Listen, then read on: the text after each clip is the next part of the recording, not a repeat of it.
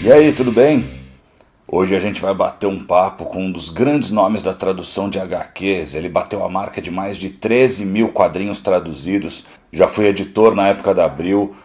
Tô falando do Mário Luiz Barroso. A gente vai conversar sobre a carreira dele, a época do formatinho, curiosidades sobre tradução e muito mais. Mas antes da gente começar, curte o vídeo, se inscreve no canal, clica no sininho para ser avisado quando tiver vídeo novo no ar e ajuda a divulgar esse vídeo. Compartilha, manda naquele grupo de amigos do WhatsApp. Vamos lá, vamos trocar uma ideia com o grande Mário Luiz Barroso. Fala aí, Mário. Ô, Rafael, é uma honra estar aqui com você no HQ Você Precisa Saber, bater um papo com você. E eu nem sou tão grande assim, eu tenho 1,80 m. Se pegar o Carlos Rutz, ele tem quase 2 metros. Esse é um grande tradutor. Eu tenho 1,85 m, estamos ali, ó.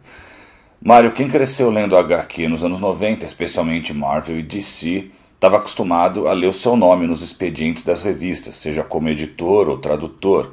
Você foi editor da Marvel, DC e Image, né, na Abril, de 1989 a 1998.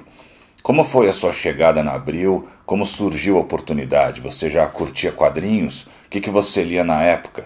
Era um sonho pôr as mãos nesses personagens ou só mais um trabalho? Não, meu amigo, eu era fã, comprava de tudo, lia de tudo. O meu dinheiro praticamente ele era consumido aí pelos gibis. E eu fui parar na Abril porque, na verdade, antes eu bati na porta do então estúdio Art Comics, que hoje é a Mitos Editora, e fazia jornalismo, fui fazer uma entrevista com o JP Martins e o Elcio de Carvalho, que tinham acabado de fundar a Art Comics uns 3 anos antes. E aí eu pedi para fazer um estágio lá, e passei o ano de 89 fazendo estágio. E aí o Sérgio Figueiredo, então editor-chefe da Abril, precisou de um editor, mas ele sempre fazia, buscava aí o Elcio e o JP atrás de pessoas que eles pudessem indicar. E ele precisava de alguém que fosse formado em jornalismo e que soubesse inglês e conhecesse quadrinhos. Então tinha muitos jornalistas, muitos professores de inglês e muitos fãs de quadrinhos, mas somando os três, naquela época era uma quantidade menor. Hoje a gente encontra muitas pessoas com essas qualidades, né? Mas na época era mais raro. E assim eu fui parar na editora Abril aí no segundo semestre de 89. O que eu mais curtia na época era X-Men e Novos Titãs, né? Apesar de que eu ainda peguei o Crise nas Infinitas Terras como leitor, babei no Cavaleiro das Trevas, minissérie, né? A primeira minissérie que saiu aqui no Brasil, por sinal, traduzida pelo JP e pelo Elcio, que viraram meus tutores ali no Art Comics. Então, essas eram as coisas que mais chamavam a minha atenção na época, sendo que depois de Crise, o universo DC passou a ser muito interessante para mim. Assim, era um universo revigorado, com novas ideias, novos roteiristas, né? Muitos roteiristas da First Comics, que eu gostava também, foram trabalhar na DC. Então esse sangue novo na DC, tanto os personagens, né, por exemplo, o Flash passou a ser o Wally West e coisas do gênero, eram atraentes, mas era impossível não ser apaixonado por X-Men, e eu era um dos inúmeros apaixonados pelos mutantes da Marvel. Olha, Mário, eu tenho um coisa, ó, igual o seu, ó. Vou deixar ele aqui. Eu era meio parecido com você, ó. Meus favoritos eram os X-Men, tenho todos os formatinhos desde o número 1. Peguei a Crise nas Infinitas Terras conforme eu fui conseguindo. Ainda não tinha dinheiro para comprar, às vezes não conseguia acompanhar, né, todas as partes, porque cada uma saía numa revista, mas à medida do possível fui pegando. E também depois me interessei pelo universo pós-crise, principalmente pela Liga da Justiça e o Esquadrão Suicida. A Abril tinha a famosa cronologia própria, né, na Marvel e na DC, que foi sendo atenuada conforme o tempo foi passando e a cronologia dos personagens foi sendo ajustada. Você teve participação ativa em cortes de páginas para ajustar a paginação, omissão de alguns personagens e tramas e alteração de diálogos? Ou isso era terceirizado para o estúdio Art Comics, por exemplo? Eu entendo que muito do que foi feito foi necessário para viabilizar uma coerência na publicação desses universos por aqui, mas mesmo assim dói ver alguns materiais que foram bastante retalhados. Como fã, era sofrido para você tomar essas decisões? Qual que é a sua posição sobre essa questão? Como fã, antes de ser editor, eu nem percebia. Eu nunca chamou minha atenção, e a minha roda de amigos, por mais que gostasse, ninguém falava assim, olha, cortaram página aqui. Eu sempre achava o máximo, enfim, sempre me diverti. Como editor, eu cheguei no fim da fase que havia corte de páginas, apesar de que eles existiam. E então, assim, era muito tranquilo de montar as revistas, porque na verdade as revistas tinham 80 páginas e as histórias tinham 22. Então eram sempre 3 histórias de 22 páginas, e eu particularmente, eu gostava de completar, quando era na DC, que era a maior parte do meu material, pegar a Action Comics Weekly, né, o Action Comics semanal, porque tinham historinhas de 8 páginas, então eu gostava de colocar 74 páginas nas revistas, e aí fazia uma ou duas de sessão de cartas. Eu sempre adorei sessão de cartas como leitor e adorei sessão de cartas como editor. Eu adorava responder, pesquisar para poder responder e assim por diante. E na Marvel eu tinha menos revistas no começo e depois eu fiquei só com uma ou duas. E na Marvel a mesma coisa, né? Eram 3 revistas de 22, eu pegava uma revista chamada Marvel Comics Presents, que tinha 8 páginas, 4 histórias de 8 páginas, e aí eu construía a revista de 74 páginas. Mas na programação, às vezes, colocavam 4 histórias dentro das revistas Marvel, principalmente. Mas por que da Marvel? Porque a DC, depois de crise, estava a 2 anos de distância. E como o material demorava pelo menos 6 meses para chegar, porque vinha de navio, era saudável ter esses 2 anos de distância. E a Marvel estava 5 anos ou 6 quando eu cheguei. Então havia uma necessidade de acelerar a Marvel. Então, na revista, quando eu fui editor do Capitão América, não precisou. Quando eu fui editor do Hulk, também acabou não precisando. O Hulk só tinha uma revista lá fora, não dava para publicar muito o Hulk, senão ele passava na frente dos outros personagens. E o Super Aventuras Marvel, que é a melhor revista Marvel que já lançaram, né, no Brasil, eu posso falar com tranquilidade, porque quando eu cheguei aqui, estava no número 92, não fui eu que inventei a revista, eu tive a sorte de editar. Eu editei do 92 ao 118. Então, o Super Aventuras Marvel também não tinha material que justificasse isso. Onde acontecia? No X-Men, que tinha muito material mutante para acelerar. Até que no Capitão América, quando eu estive, precisou uma vez ou outra, quando colocavam 4 histórias dos Vingadores seguidas e tal. E aí a gente ia cortar a história antes de mandar para o estúdio. A culpa de um corte nunca era do estúdio, né? A responsabilidade de um corte era dos editores. Então o editor ele já mandava, naqueles tempos sem internet, sem material digital. Então na hora de tirar o xerox, ele até mandava a página cortada para o tradutor ter uma noção de como fazer a ponte entre a última antes do corte e a primeira, a última antes do corte e a primeira depois do corte, para facilitar a vida do tradutor. Mas sempre cabia aos editores fazerem isso. Mas eu não tive muita necessidade de cortar a página, mesmo porque estava sendo abandonado no geral, né? Não é porque, eu não gostava. Não gostava, não queria. Mas, assim, era uma prática que já estava sendo abandonada, porque começou a ser lançados os super almanaques e edições especiais e anuais, e tudo isso contribuía para acelerar a cronologia Marvel, né? Então, com certeza cortei algumas coisas, mas foram poucas coisas assim. E não por escolha minha, mas porque as revistas que com quem eu estava trabalhando não precisavam. Sei que você é amigo do JP Martins, né, que é outro ícone aí da tradução e edição de quadrinhos, que estava lá nos primórdios dos super-heróis na Abril. Eu respeito muito o trabalho do JP, admiro muito ele, mas a gente sabe que ele é polêmico em algumas opiniões, e uma coisa que eu não concordo muito com ele é sobre recordatórios, textos explicativos, puxar um asterisco, explicar uma referência. Ele diz que não faz isso, que isso tira o leitor da experiência, da imersão da leitura. Eu penso o contrário, eu acho que uma das vantagens da mídia escrita é poder explicar uma referência, explicar que aquela história se passa antes daquela outra. É uma vantagem que mídias como o cinema não têm. Eu queria saber de você, na hora de traduzir, o que você prefere? Adaptar uma piada que você acha que a galera não vai entender e mudar para algo aqui do Brasil, mais próximo da gente, ou pôr um asterisco e explicar o que é? Quando é que a gente mantém o original e quando a gente adapta? Nossa, isso aí tá parecendo o episódio do Notas dos Tradutores, aí o podcast que eu faço com o Carlos Rutz e o Érico Assis. Assim, um dos primeiros episódios foi muito sobre isso, assim, da primeira temporada 2020. Eu acho que vai do feeling do tradutor. Não existem respostas prontas, não existem receitas prontas. O JP tá certo quando ele fala que tira o leitor da imersão, né?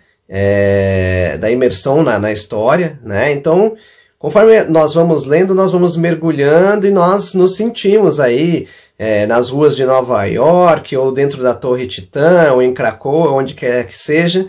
A gente se sente junto com os personagens ali, testemunhando tudo de perto, né? E as notas realmente quebram o foco, quase tem o efeito de um comercial num bom filme que a gente esteja assistindo na TV aberta. Mas eu acho que o leitor ele precisa de ajuda também. Ele não é obrigado a saber tudo de tudo, principalmente referências rebuscadas. As referências rebuscadas, na minha humilde opinião, isso não é uma verdade absoluta, é apenas a minha opinião, eu acredito que elas se dividem em aquelas que precisam e merecem ser explicadas, como uma citação a uma localidade geográfica que realmente existe, um fato histórico que realmente aconteceu, seja ele recente ou na antiguidade, ou um programa, ou uma banda muito famosa no mundo inteiro, ou um programa que realmente venha a ser de expressão, como, sei lá, do Jay Leno e alguma coisa assim. Mas a grande verdade é que se você desconstrói algumas histórias, o roteirista só está te falando assim, faça uma piada aqui. Eu preciso de um momento de leveza aqui. E não precisa ser uma piada igual, tá? A piada americana, porque a referência é muito americana, ou porque é um tipo de piada que só o americano vai rir daquilo, né? O americano adora aquelas piadas do tipo, toque, toque, quem está aí? Quem está aí? Quem? Não sei. E isso é idiota. Lamento se tiver algum americano assistindo, mas não tem graça. Então é melhor colocar alguma coisa que tenha um gostinho mais nacional. Né? Que possa ter uma projeção global, por que não? Mas, sabe, certas coisas são engraçadas globalmente. Então, eu sou a favor de colocar notas de tradutor. Obviamente, manda quem pode, obedece quem tem juízo. Eu já trabalhei muito para um editor de quem eu gosto muito, que não pede para não pôr nenhuma nota de tradutor. O cara está me oferecendo material, ele manda, ele não quer, eu não ponho. Né? Mas evidentemente existem formas inteligentes de você evitar a nota do tradutor, mesmo gostando delas como eu gosto. Às vezes você consegue explicar no próprio balão. Se eu conseguir explicar no próprio balão, eu evito de tirar o leitor da imersão na qual ele se encontra. Agora, algumas coisas são inevitáveis. Eu lembro muito de uma história do Deadpool que ele cita uma das frases que mais mais famosas do filme, A Princesa Prometida, de 1987. E o cara fala, eu não lembro o nome do personagem, mas ele fala assim, olá, eu sou o fulano de tal, você matou minha família, prepare-se para morrer. Ele fala isso várias vezes no filme. Então, é um filme que teve um relativo sucesso aqui, se não foi grande até. É um filme interessante, é um filme até que vale a pena ser visto, apesar de ser de 87, então as formas de narrativa podem ser consideradas lentas para boa parte do público atual. Mas o fato é que é um filme cult, então isso merece ser citado. Essa referência precisa. Né? O Deadpool usa muitas referências, então tem uma que ele faz ao filme do Schwarzenegger, que é o Predador. É o primeiro Predador. E o Schwarzenegger tinha um sotaque carregadíssimo germânico no começo da carreira dele. E ele fala, get to the chopper. Que é get to the chopper. Né? Vá pro helicóptero. Né? Então algumas coisas precisam ser citadas para não deixar o leitor de fora da piada. Agora outras coisas realmente não tem como. E aí você precisa decidir se você vai adaptar ou assim por diante. Ainda em Deadpool, já que é o que mais, seguido de perto pela Arlequina, é o que mais faz referência, teve um Deadpool que ele fez a biografia dele toda narrada como se fosse um musical da Broadway. Eram só músicas. Não tinha como pegar e colocar bandas obscuras de funk, hip hop, heavy metal. Não me lembro de alguma banda que fosse realmente conhecida, mas mesmo que fosse os Rolling Stones. É complicado, você está narrando uma história em português. Se você deixa em inglês, você tem que criar um asterisco com a tradução num recordatório. Se você traduz, a pessoa não reconhece que é a música do Stones.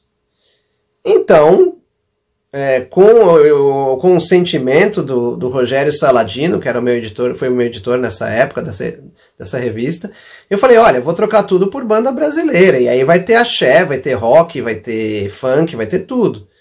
E teve, né? E a história foi contada como no original. O que o original pedia? Que se contasse a biografia do Deadpool somente com música.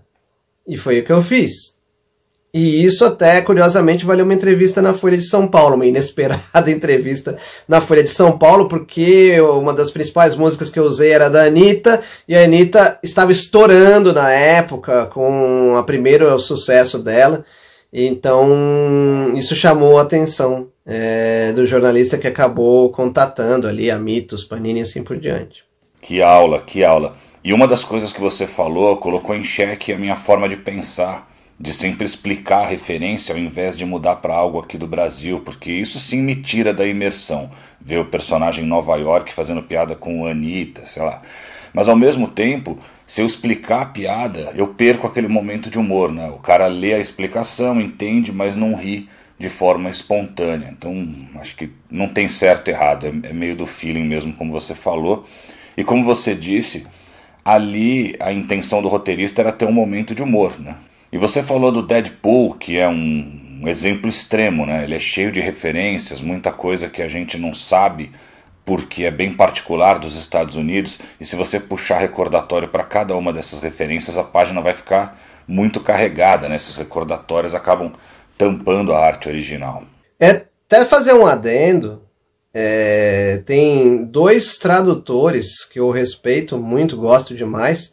Um deles é o Érico Assis, que faz o podcast comigo, mas o outro é o Fernando Bertacchini, que é editor na Mitos, né? Mas na Mitos mesmo, Mitos, material Mitos. Fernando Bertacchini é o grande responsável pelo sucesso do Hellboy no Brasil, ele que editou o Hellboy desde o começo, foi editor do Conan da Mitos durante muito tempo também.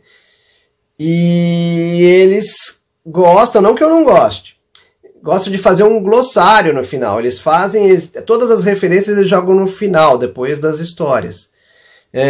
Por que eu não faço isso? Porque as revistas para as quais eu trabalho não tem espaço para isso, ou o editor não quer que faça isso.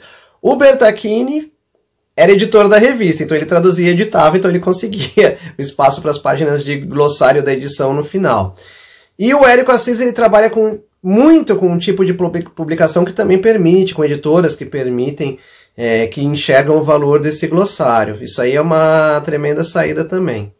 Eu acho bem legal nas edições da Mitos a contextualização que eles fazem antes ou depois das histórias. Qual era a diferença em traduzir para Abril e traduzir para Panini, em termos de procedimento e por conta da evolução da questão tecnológica? Na Abril você já traduzia reduzindo os textos para caber nos balões. Hoje você também faz isso, porque a gente sabe que os textos em português normalmente ficam mais extensos que os textos em inglês.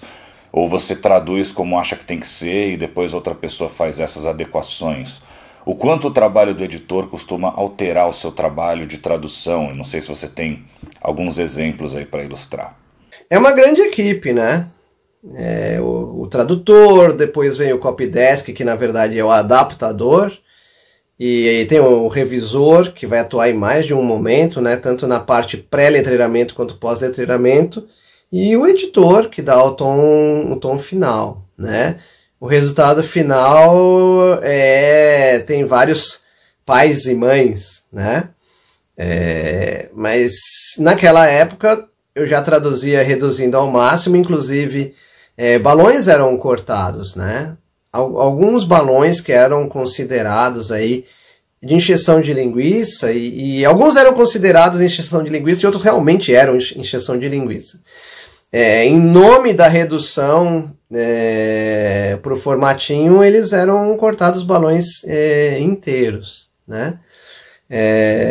Às vezes a história estava em continuação, tinha 3 histórias dos Vingadores na mesma revista, e até aqueles balões enormes relembrando o que acabou de acontecer 2 páginas antes.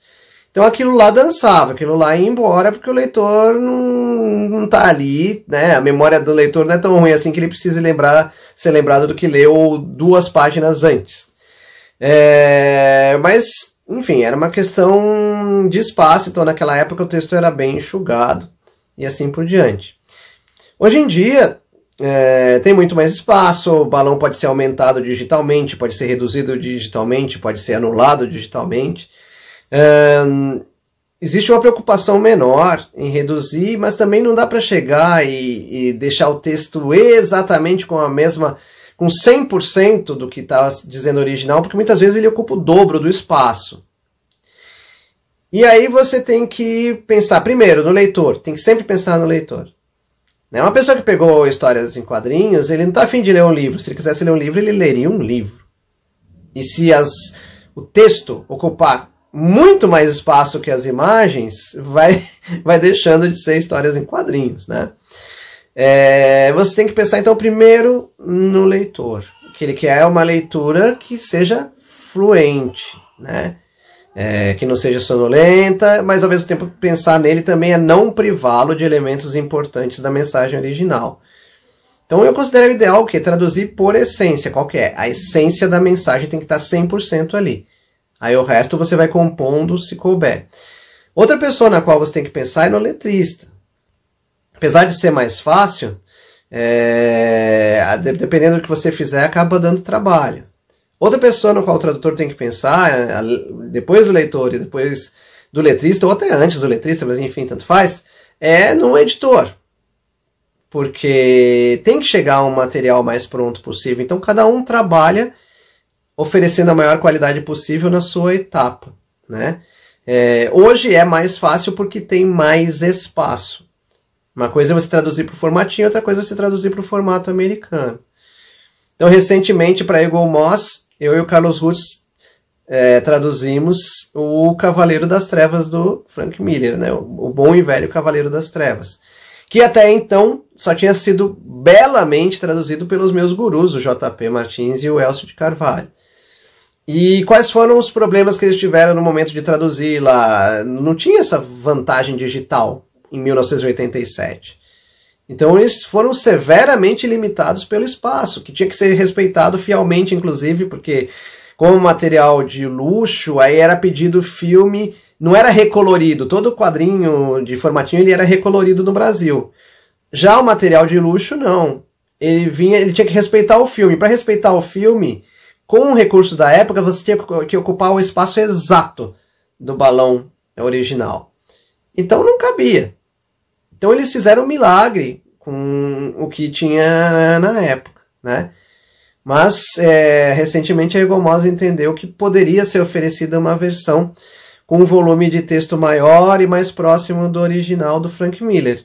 E eu e o Carlos Rutz demos a sorte de ser as pessoas que foram escolhidas aí para essa missão. Mas tudo é muito engraçado, né? Se perguntarem assim, você prefere a tua versão ou a versão do JP e do Elcio? Eu respondo, a do JP e do Elcio, porque é a versão pela qual eu me apaixonei e porque é uma versão mais rápida, mais fluida, porque cabia menos texto, então você tende a se divertir mais. Né? A versão que eu e Carlos Rutz fizemos ela é mais completa porque era fisicamente possível fazer com que seja mais completa. Né? Mas eu gosto de histórias mais fluidas. Eu não gosto quando ficam longos discursos e etc, etc, no meio do caminho, né? Isso aí para mim é lombada. Eu gosto de pegar a estrada e acelerar ali no limite de velocidade permitido, sem encontrar lombadas pela frente. Eu tenho esse primeiro encadernado que saiu do Cavaleiro das Trevas com o Relâmpago fazendo a curva aqui no Batman. Só no Brasil tem isso. Além de inglês, você também traduz do francês, espanhol, italiano e traduz do português para o inglês, que é bastante difícil, coisa que às vezes só é feita por nativos, né, da língua. Como você se tornou fluente em tantas línguas? Como se deu esse processo? Eu aprendi inglês sozinho, né, simplesmente porque eu gosto, porque eu me interesso em aprender. É também assim com você? É um processo natural? Olha, vem do fato de gostar de línguas e gostar de viajar, né?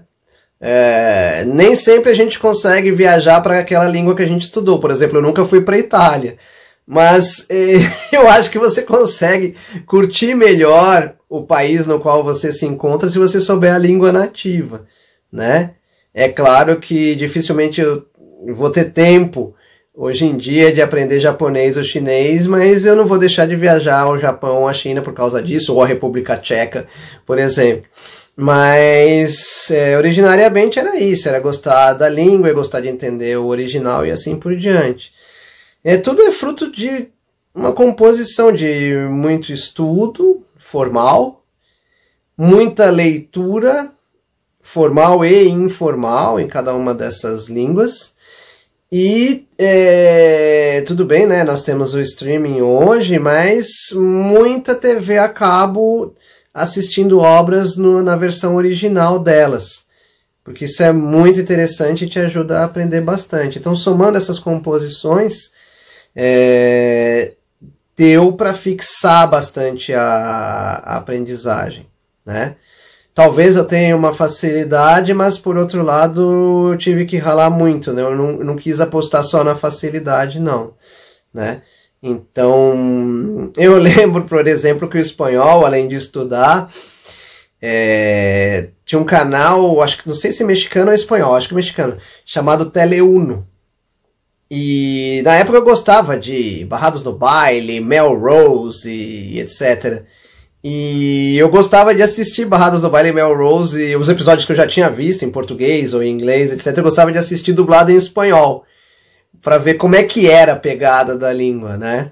E tudo isso foi uma escola, né? Hoje em dia, provavelmente eu usaria muito esses aplicativos que te ensinam não sei quantas palavras por dia e tal. Acho que eu acrescentaria isso ao meu aprendizado. Mas vai tudo do interesse, né? Acho importante você trabalhar com aquilo que você gosta, senão o trabalho vira um fardo muito pesado. Como é o mercado hoje de tradução de HQs no Brasil? Eu já tive interesse em entrar, de ver como é que é, mas eu percebi que algumas pessoas que já estão no mercado parecem muitas vezes querer impedir que novas pessoas entrem, para não ter que dividir as oportunidades. Eu não sei se a minha percepção foi correta. O que você diria para alguém que realmente quer se dedicar a isso e como ele deve proceder aí para entrar no mercado? Já foi bem mais restrito. Quanto mais editoras aparecem no mercado, maior a possibilidade de vários profissionais, entre eles o tradutor, de trabalhar, né? Eu acho linda essa proliferação das editoras, assim. Eu, com certeza, nem de longe sei o nome de metade das editoras de quadrinhos do Brasil. Não por falta do interesse, mas porque realmente cada hora sai uma nova e com boas propostas, bons materiais, vindo de línguas que não são só o inglês. Então, o mercado ele é restrito no sentido de que quem faz isso, quem traduz, precisa traduzir muito para conseguir pagar os mesmos boletos no fim do mês. Independente da editora, seja ela gigante, seja ela minúscula, o fato é que o que um tradutor recebe hoje por uma página traduzida equivale ao que se fosse em 1999, convertido em dólar, equivale a 4 vezes menos do que ele recebia em 1999. Se for analisar a nossa inflação de 99 para cá, o tradutor ele recebe 10 vezes menos. E isso aí são coisas do mercado, né? Então é aquela coisa, se chega uma hora que está impossível, então está impossível. É hora de estudar outras coisas, procurar outros empregos, fazer coisa que é completamente fora da sua área, enfim. É questão de você se sustentar sua família e assim por diante. Mas a grande verdade é que o tradutor de hoje está muito longe de receber o que ele recebia por página antes da virada do milênio, né? Isso seja por vários congelamentos gerais. Não adianta taxar nenhuma editora como vilã, porque não existem vilãs. Todas estão com um preço de página abaixo, bem abaixo, comparativamente em inflação ou em dólar, do que as editoras do fim do milênio passado, Abril, Globo, a própria Mitos, que já existia, pagavam na época. As editoras pequenas, a Brainstorm, por exemplo, né, que não existe mais, então pagava-se muito melhor, né? Outro dia, ontem eu postei que eu rompi a barreira dos 13 mil histórias com créditos, né? Mas a grande verdade é o seguinte: se tivesse um gênio da lâmpada e chegasse para mim, tá bom assim, eu falei assim, não, eu preferia ter metade dos créditos e o dobro do dinheiro, porque isso resolveria melhor a minha vida, eu dormiria mais, ficaria mais tempo com a minha família, viajaria mais, faria outras coisas que não passar 12 horas ou mais traduzindo todos os dias, né? Então, essa é uma realidade dura. Para quem ainda assim gostaria de entrar no mercado, ele não é tão restrito no sentido de, existem os queridinhos, etc. Com a proliferação de editoras, é plenamente possível você bater na porta das mais diversas editoras e chegar e se oferecer para trabalhar, etc. Mas por mais avançada que seja a tecnologia, não existe nada melhor que você ir numa convenção de quadrinhos e falar diretamente com o editor. Porque isso é uma forma, uma boa abordagem. Porque você vai mandar um e-mail com um currículo, isso vai se perder. Se não estiverem precisando de um tradutor na exata hora que o teu e-mail chega, isso, a maioria dos editores que eu conheço realmente arquiva para futura referência e tal, mas é mais raro de acontecer. E como preparação, as pessoas têm muito mais chance de se preparar do que eu tive antes de entrar. Porque hoje existem bons cursos de tradução, né? Mais de um. Existe o Lab Coach em São Paulo, que faz online, etc. E o Cassius Medawar, da Conrad, que é um excelente editor, um excelente tradutor. Ele dá cursos de tradução, dá cursos de edição também. O próprio Érico Assis dá cursos de tradução. Então você pode fazer cursos de tradução ao vivo, se você se sentir seguro o suficiente, se você tiver sido vacinado, ou online, né? É possível também. Fora isso, como eu tenho formação de educador físico também, é aquela coisa. Treine a sua habilidade específica. Então, se você quer um dia traduzir quadrinhos, treine traduzindo quadrinhos. Não adianta pegar um livro do Shakespeare. Você pega um livro de quadrinhos, pega um livro da Disney, um gibi da Disney em inglês, traduz, pega um gibi da Marvel, da DC, da Image, da IDW, o que você quiser, né? É interessante que você treine fazendo o que você fará futuramente.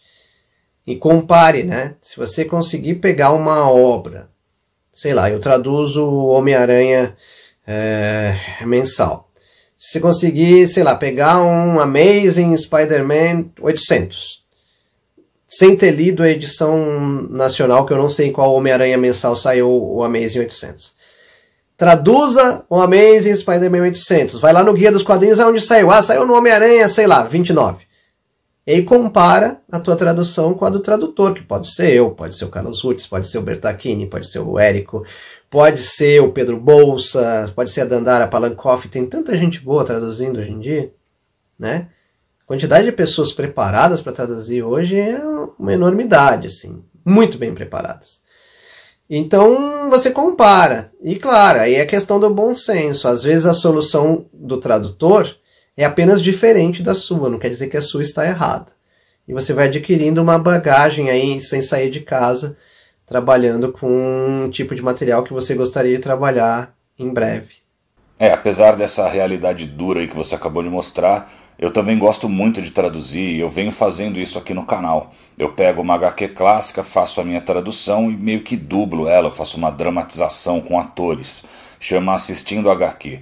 Uma dessas que eu fiz foi o número 1 da Liga da Justiça Europa, mas isso foi antes de ser republicado aqui pela Panini e de você ter traduzido. E lá tinha uma coisa meio complicada de traduzir. Um nazista uma hora invade a sede da Liga, ele diz a palavra braces e morre. Ninguém entende porque ele falou isso e depois esse assunto não é mais abordado, ninguém explica por que ele falou aquilo. Eu fui atrás do J.M. DeMatteis, que escreveu a história, para perguntar até. Ele disse que não lembrava porque o personagem tinha dito isso. A palavra braces tem vários significados, aparelho dentário, algo para imobilizar uma parte do corpo, e suspensórios. Quando saiu pela Abril, eles omitiram isso, simplesmente tiraram. Eu optei por suspensórios porque era parte da vestimenta de neonazistas, assim como coturnos. E fiquei bem feliz quando um tempo depois a Panini publicou a história com tradução sua e você também optou por suspensórios. Queria saber como foi para você traduzir esse termo, não sei nem se você lembra disso, se você passou pelo mesmo perrengue que eu ou já deduziu de cara. Tem alguns outros exemplos legais de traduções complicadas que você teve que fazer? Olha, tradução complicada tem todo dia. Por melhor preparado que você seja, sempre tem um desafio. Nessa específica, eu entendi que se referia ao personagem Jack O'Lantern, que é o fogo-fato dos Guardiões Globais, que estava dominado ali ou envolvido aí com a abelha rainha, né, a rainha de Bialya. Entendi que era uma referência a ele, né, personagens que tinham sofrido lavagem cerebral, se eu não me engano, e seria referência a ele. Foi o meu entendimento, mas ainda assim eu não tive 100% de segurança. Eu passei para o editor, o Fernando Lopes, que era responsável pela revista. E aí ele, pelos meios dele, que eu não sei quais, ele foi lá e confirmou que era por aí, né? Mas sempre aparecem coisas nesses níveis, e a grande verdade é que, assim, quando for traduzir, equivale ao que a tia do primário te fala, né? Quando você for ler um texto e for fazer resposta sobre interpretação de texto, leia o texto inteiro, ou leia toda a prova antes de fazer a prova. Então, no caso do quadrinhos, o jeito é você ler todo o gibi e, se possível, como tem uma defasagem do Brasil para as editoras originais, americanas, europeias, etc., se você puder ler bastante lá na frente, você consegue antecipar vários problemas. Os mais típicos é quando aparece um doctor, você não sabe se é um doutor, uma doutora, um professor, se é professor ou teacher, professor ou professora. Tudo isso é bem complicado, assim, né? Então, por isso que eu falo todo dia, você pode estar super preparado, mas por melhor tradutor que você seja, se você não conhecer a história, você não sabe se o doctor é um doutor ou doutora. Claro, para você ser, eu falo, o melhor tradutor é conhecimento de língua, mas o melhor tradutor envolve um nível de pesquisa que vai um pouco além da pesquisa linguística. E então, dá trabalho. Eu nem me liguei nessa ligação com o fogo-fato, nem entendi, na verdade, porque ele usa suspensórios quando ele está na forma civil dele. Ele é um irlandês que estava de suspensório, mas assim, olha, foi parte chute, parte certeza, tanto que eu deixei um recado para o editor. Por isso que eu falo que o resultado do trabalho nunca é só do tradutor. O Fernando Lopes tem muito mérito nisso daí.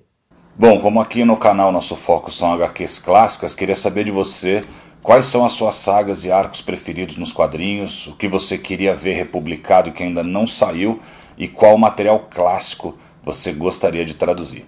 Olha, quando eu falo de clássicos, eu abraço Marvel e DC, mas eu abraço além de Marvel e DC, né?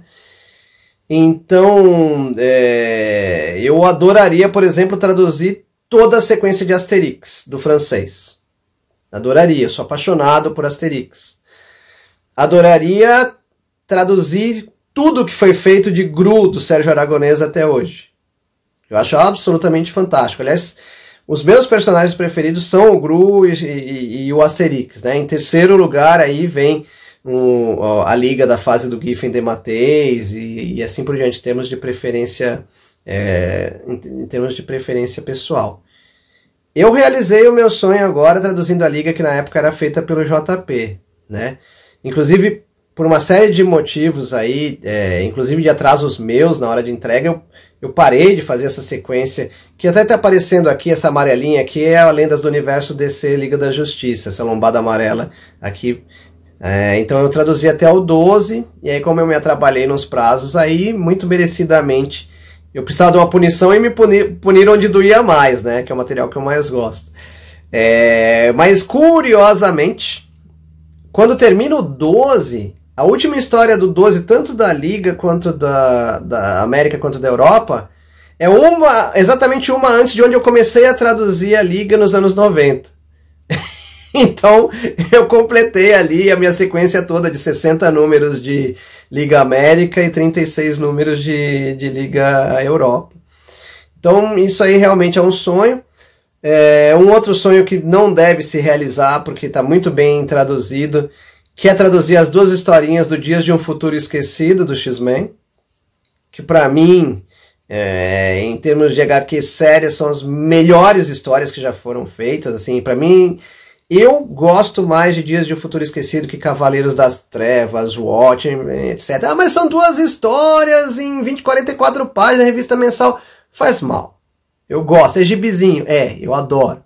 Né? Eu gostaria de traduzir o Dias de um Futuro Esquecido. Seria, para mim, ainda mais como eu já traduzi muito X-Men clássico, né? Da época de Roy Thomas e Neil Adams, traduzi também da época do Stan Lee, etc. Mas esse período aí, justamente essas duas histórias me faltam, né? Eu traduzi material para os clássicos, a coleção clássica que a Panini fez, né? Aquelas caixinhas que você fazia 4, acho que grandes clássicos Marvel, não vou lembrar agora o nome, mas eu traduzi muito X-Men e muito Homem-Aranha, né? Então, Dias de Futuro Esquecido seria uma saga que com certeza eu gostaria de traduzir. E eu gostaria também de traduzir o começo do Homem-Animal. Eu assumi a tradução do Homem-Animal quando eu estava no número 10. Eu gostaria de traduzir do 1 ao 9. Para mim, até hoje, o melhor material que o Grant Morrison fez. Ele fez muita coisa boa, mas melhor que o Homem-Animal, olha, chega material dele e nada supera para mim. Eu acho que você estava falando da coleção histórica Marvel, que está aí em cima de você, né? Isso! A coleção histórica Marvel. É que aqui, na minha câmera e pro teu público, a coleção não aparece. Mas sim, tá assim, acima da minha cabeça aqui. A coleção histórica Marvel, é isso mesmo. Inclusive já saiu aqui a primeira que você não está mais traduzindo, que é o número 13. Quem está traduzindo é o Fernando Lopes, que é um grande nome aí, um dos principais nomes aí por trás dos quadrinhos Marvel e DC na Panini. Mas sem puxação de saco, eu preferia um pouquinho mais quando você estava traduzindo aí. Só comentando algumas coisas que você falou, ó. Asterix, eu adoro, fiquei feliz que finalmente voltou a sair, tenho tudo que já saiu pela Record. Gru, também adoro, ó, curto muito o Aragonés. Desde a época da Média eu gosto dele, e até tive a oportunidade de ver ele ao vivo quando eu estive na Comic Con de San Diego. Dias de um Futuro Esquecido, para mim, é a melhor história já contada de X-Men, eu acho melhor até que a saga da Fênix Negra. A Liguinha, ó, tô pegando tudo. E curiosamente, aí onde você tá parando para traduzir, né, a edição 12, é justamente onde eu parei de colecionar nos anos 90. Naquela época eu achei que estava ficando meio chato, e aí eu parei de colecionar a Liguinha em formatinho. E agora, a partir daqui, que você não está traduzindo mais, é a parte que justamente eu nunca li, que eu vou ler pela primeira vez agora. Última pergunta.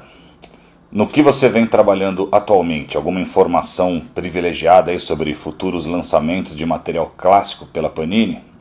Panini, o clássico que eu fazia era a Liguinha, né? A Liga da Justiça Internacional.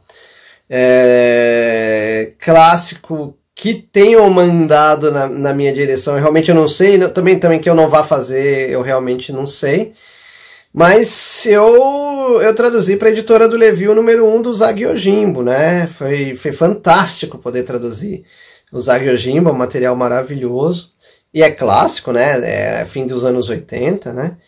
E então tem uma sequência aí de 7 edições do Usagi Yojimbo que sempre que o Levi e a Hyperion Comics, né, que é a editora dele, sempre que o Levi não puder fazer, ele falou que vai passar para mim. Então eu dei sorte, o número 1 foi meu, mas o número 2 acho que ele já está fazendo, inclusive. E aí vamos vendo, né? Isso aí é o material clássico que está perto de mim no momento, né? Material dos anos 80 e 90. E, por sinal, não posso esquecer o material que eu adoro, que é o Hulk do Peter David, né?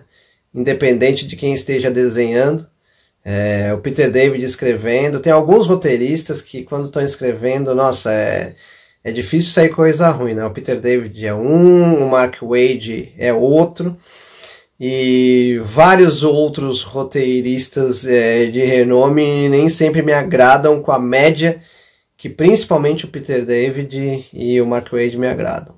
Será que tem um ônibus do Hulk aí do Peter David vindo por aí? Seria lindo se tivesse, hein? Mas ele ficou muito tempo. Eu acho que ele daria uns 4 ônibus do Peter David, né? Porque ele passa por vários desenhistas, né? O Jeff Purves, McFarlane, Dale Keown, Gary Frank, Liam Sharp. Muita gente desenhando o Hulk, e o Peter David ali firme e forte no roteiro. Mas o Peter David com o Hulk e o Walt Simonson com o Thor foram os roteiristas que me provaram que não existe personagem ruim, existe roteirista ruim, né? Então você pode pegar um personagem que é super disputado, super conhecido como o Batman, mas nas mãos de um roteirista ruim, dificilmente a gente vai gostar da história do Batman. Deixa o Steve Orlando escrever Batman pra você ver o que acontece.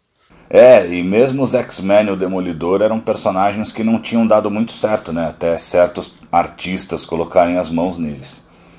Eu vou pegar o Usagi Yojimbo também, só tô esperando sair.